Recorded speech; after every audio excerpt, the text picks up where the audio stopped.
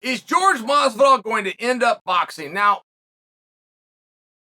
people are saying yes. And I was a guest on Ariel's program yesterday. So this is stemming from that because Ariel does not believe that George is done. And Ariel was very strong on this. He was strong on it to the point that he almost giggled. He almost laughed. Oh, yeah, no, he's not done. One of those things, all right? You got to have a real level of assurance. That's a real level of confidence. To add the laugh on the back of it as though the question was silly. And Ariel strengthened it a little bit. Not only did he say he's not done, not only say he's going to fight again, he specifically said he's going to box again, and moreover said he's going to box within his own promotion. And I would be very curious about that. I mean, I would be very curious the numbers of that. Roy Jones Jr. boxed Anthony Pettis. And I watched it, and I was into it. But I followed Roy's career, and I followed Pettis' career. Like, for me personally, that was interesting. I don't know if that was to you guys. I don't know. I would love to be privy to those numbers because to do sustainable fights, right? To do sustainable business in the fight business, it has to lead to something. If it doesn't lead to something, there's no point in doing it. And Roy and Pettis does not lead to something. One of the great MMA guys ever versus the great boxers ever. One guy was on the cover of the Wheeze box. If we look back in the 90s, oh, Roy might have been on there too, right? Like there was a story. This was a contest for sure. To do meaningful business historically, your main event and your feature matches must lead to something. They have to be in there for a reason. And if you got a personal grudge, you've got to dispute things like this, there's exceptions. But if you don't have a personal grudge and you're just making a match, it's not sustainable if that match doesn't then roll over something. I'll tell you, and I enjoyed that card. I enjoyed Game Bred Boxing. But the number one thing that sold me that event was Jacare and Vitor. That just felt to me, and again, I'm personalizing though. I don't represent the little old lady in Iowa, right? I don't represent the market that you need. I represent the market that you already have, the 50% in the hardcore.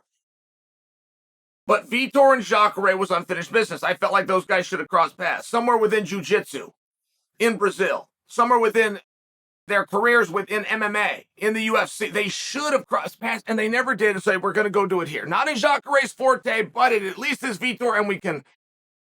Two great competitors. I like that. But you do see that leads nowhere. Whoever wins that doesn't lead to something.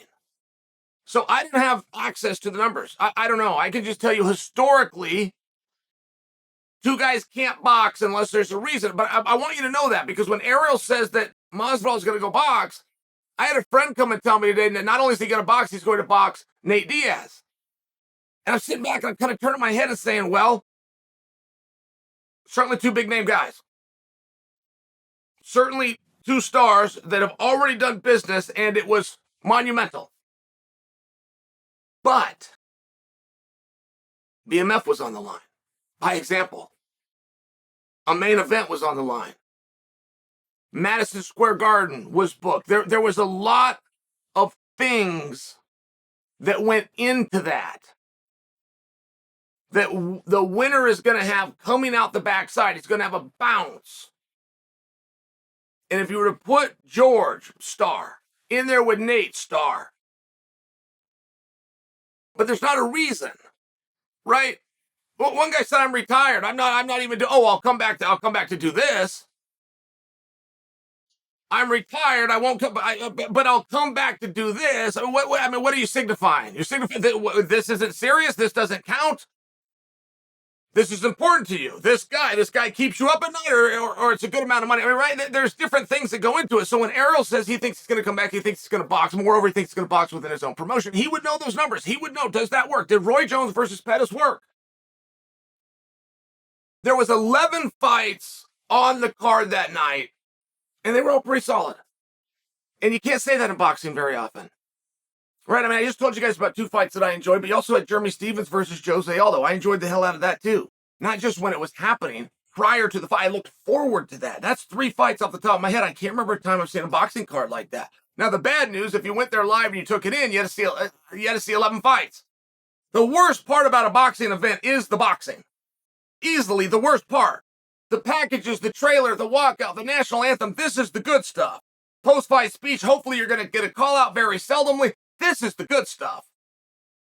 To have to watch 11 boxing matches is painful. Now, I'm just going to suggest for you, when Ariel says that Masvidal is going to come back, Masvidal has lived in a world where there's a guarantee. It's a prize fighter. He's got a guarantee. And then he's got very exciting things on the back end that have kicked in ever since he became the BMF champion. I'm just sharing for you.